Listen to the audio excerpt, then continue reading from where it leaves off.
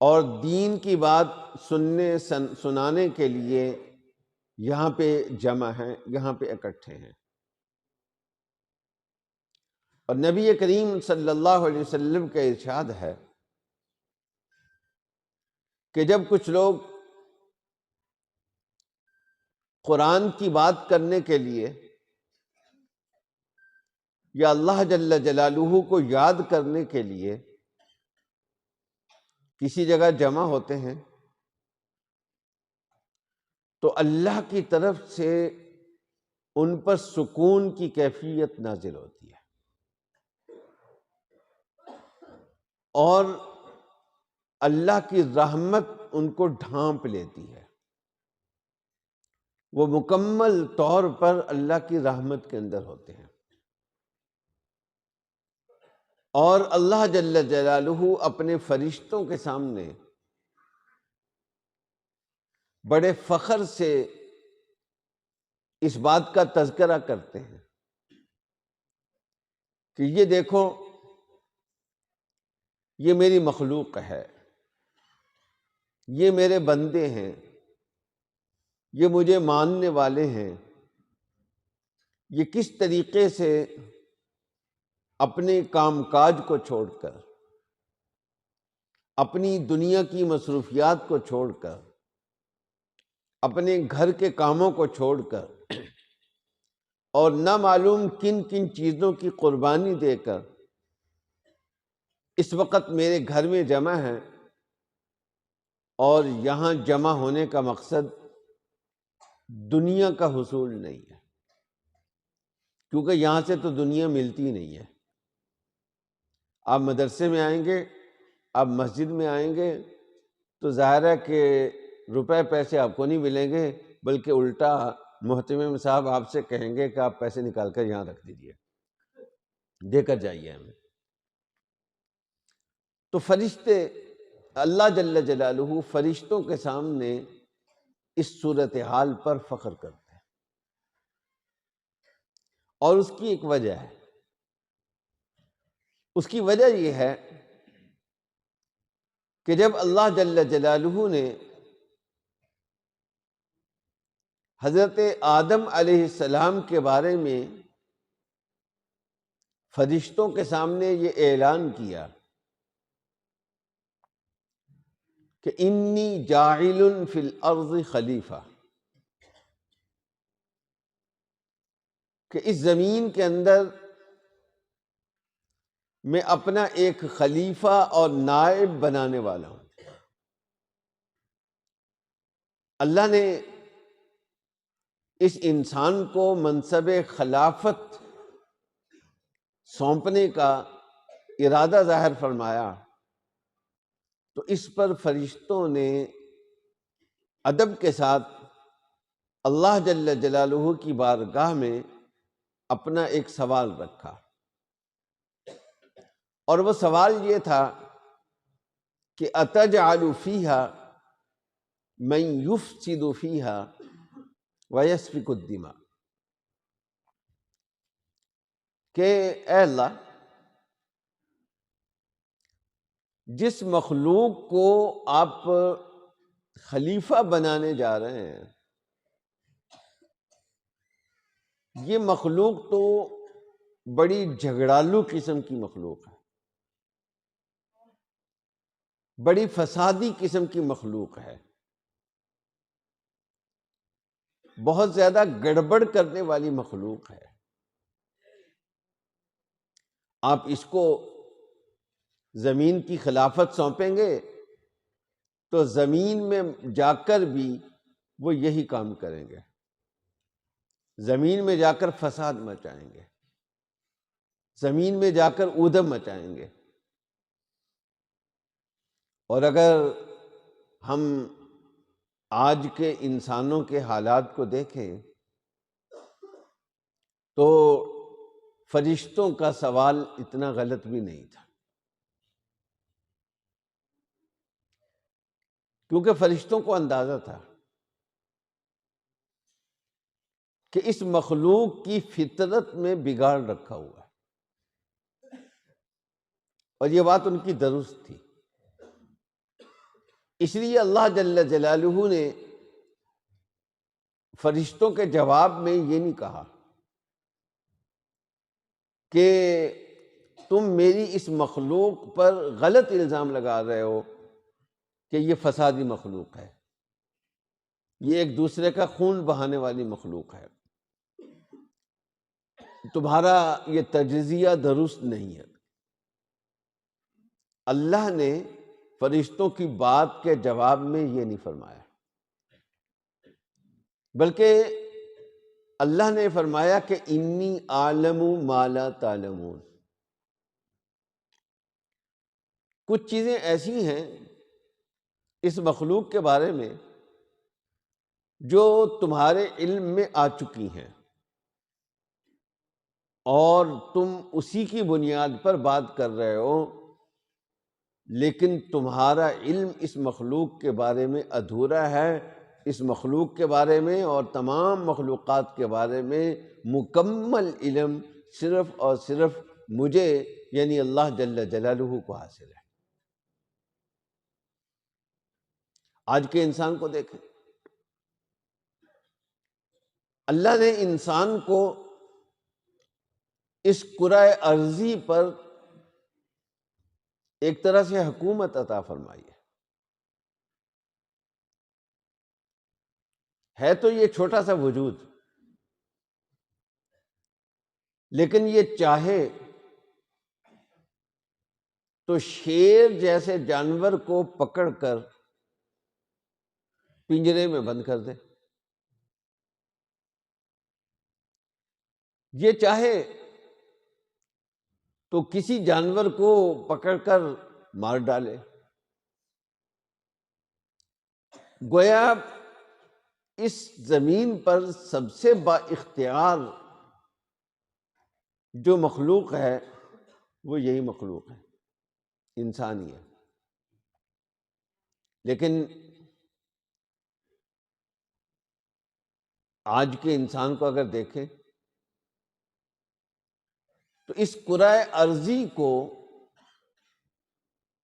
اگر کسی نے فساد کا ذریعہ بنایا ہے،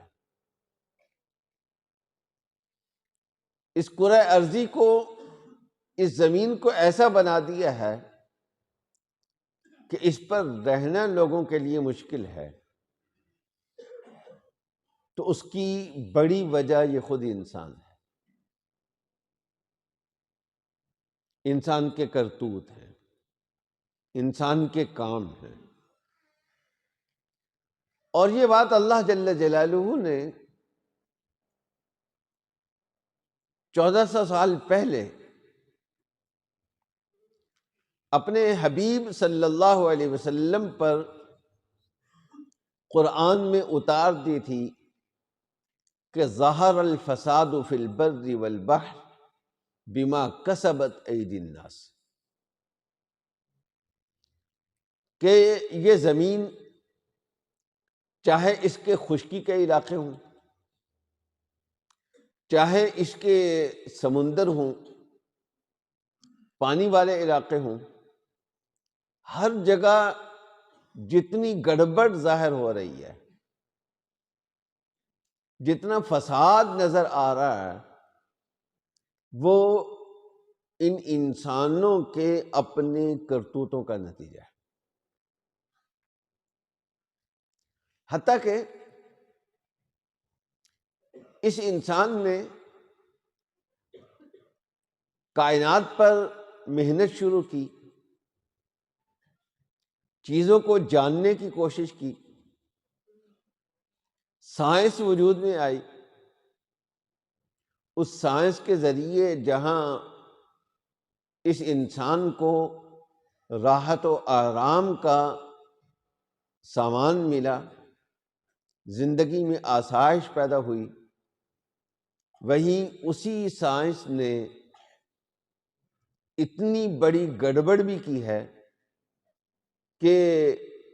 صرف انسان ہی نہیں، اللہ کی ساری مخلوقات کو اس کا خمیازہ بھگتنا پڑتا ہے، اس کے نتائج بھگتنا پڑتے ہیں۔ آپ نے پچھلے چند ماہ پہلے دیکھا کہ ہمارے ملک کے بہت سارے حصوں میں سخت قسم کے اور بہت ہی منفرد قسم کے عجیب و غریب قسم کے سیلاب آئے۔ یہ سیلاب کیوں آئے؟ یہ سائنسدان اس بات کو تسلیم کرتے ہیں، مغربی دنیا اس بات کو تسلیم کرتی ہے کہ ان سیلابوں کے پیچھے کچھ ملکوں کی، مالدار ملکوں کی، امیر ملکوں کی صنعتی ترقی ہے۔ ان کی ملیں، ان کے کارخانے، ان کی ترقی کے جو دیگر مظاہر ہیں، اس کے نتیجے میں اس زمین کے موسم تیزی سے تبدیل ہو رہے ہیں، اور انہی موسمی تغیرات کے نتیجے میں کہیں بارشیں بالکل رک جاتی ہیں، ہوتی نہیں، قحط کا سامان ہو جاتا ہے، اور کہیں بارشیں ایسی ہوتی ہیں کہ سب کچھ تباہ و برباد ہو جاتا ہے۔ یہ سیلاب جو آئے ہیں، دنیا اس کو تسلیم کرتی ہے کہ یہ موسمی تغیرات کا نتیجہ ہے۔ موسم جیسے پہلے اپنے فطری طریقے سے چلتے تھے، اب موسم اور ماحولیات اس فطری طریقے سے نہیں چل رہے ہیں، فطرت سے دور ہٹ گئے، اور فطرت سے دور ہٹے ہیں یہ بے پناہ ترقی کی وجہ سے۔ تو اسی ایک چیز کو اگر دیکھیں تو آپ کو اندازہ ہوگا کہ اس انسان نے اس زمین کے اوپر کتنا فساد مچایا ہے، کتنا ادھم مچایا ہے، اور اس مخلوق کی، اس زمین کی ہر مخلوق کو اس کی وجہ سے تکلیف سہنی پڑی۔ تو پھر جو آپس میں ایک دوسرے کے ساتھ کرتے ہیں، پہلے بھی جنگیں ہوتی تھیں، لیکن پہلے جنگیں ہوتی تھیں تلوار کے ساتھ، تیر کے ساتھ، نیزوں کے ساتھ، اس طرح کی چھوٹی چھوٹی چیزوں کے ساتھ، اور اس میں ایک آدمی کی تلوار کے نیچے ایک وقت میں ایک ہی بندہ آ سکتا تھا۔ جنگیں ہوتی تھیں، لیکن ان جنگوں میں جانی نقصان اتنا نہیں ہوتا تھا، اور جو نقصان ہوتا تھا وہ انہی لوگوں کا ہوتا تھا جو جنگ کا باقاعدہ حصہ ہوتے تھے، دیگر لوگوں پر اس کے کوئی اثرات مرتب نہیں ہوتے تھے۔ لیکن اس انسان نے ترقی کے نام پر وہ ہتھیار ایجاد کیے، ایٹم بم ایجاد کیا، ہائیڈروجن بم ایجاد کیا، میزائل ایجاد کیے، راکٹ ایجاد کیے، اور نہ معلوم کیا کیا چیزیں ایجاد کی، اور اس کے نتیجے میں بندے اگر مرتے ہیں تو بے انتہا تباہی ہوتی ہے۔ وہ بھی مرتے ہیں جو جنگ کا حصہ ہوتے ہیں، اور وہ بھی مرتے ہیں جو جنگ کا حصہ نہیں ہوتے۔ انسان بھی مرتے ہیں، جانور بھی مرتے ہیں۔ کسی جگہ پر بھاری بھرکم قسم کا بم پھینکا جائے، جیسا کہ عراق میں کیا گیا امریکہ کی طرف سے، جیسا کہ افغانستان میں کیا گیا امریکہ اور اس کی اتحادی طاقتوں کے ذریعے سے،